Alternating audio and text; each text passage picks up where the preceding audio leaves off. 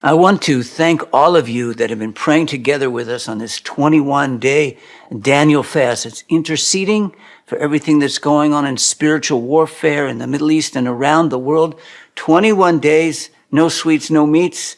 And of course, I got that from Daniel chapter 10, and right after this war started with Gaza, and thank God it's gone around the world. If you are praying that and fasting with us, be strong. We're already into the third week. Let's finish it up strong. If you're just hearing about it now, you know what? You can join in with us for 1 day, for 3 days, but let's all finish strong. What Daniel prayed there in Daniel chapter 10 changed the history of the world, and that's where we got it from.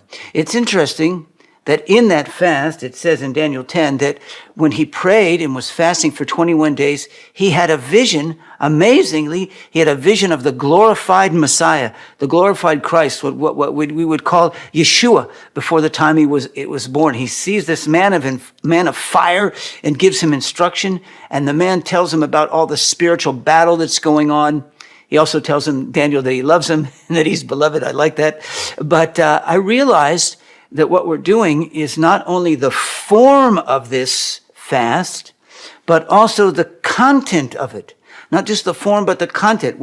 Not only are we fasting 21 days like Daniel did, but we're fasting 21 days on the same topic that he was fasting on. And he didn't even know it that much. So the first thing is we need to get a new revelation of who the Messiah is, of who Yeshua is. This was different for Daniel. This was opening his eyes to something. And we all who believe in Yeshua, we have to have a greater understanding of who he is.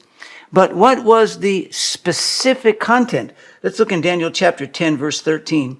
It says, but the prince of the kingdom of Persia, Sar Malchut Paras, stood against me 21 days. Amazing. The exact time that he was fasting and praying, that was the time that the war was going on.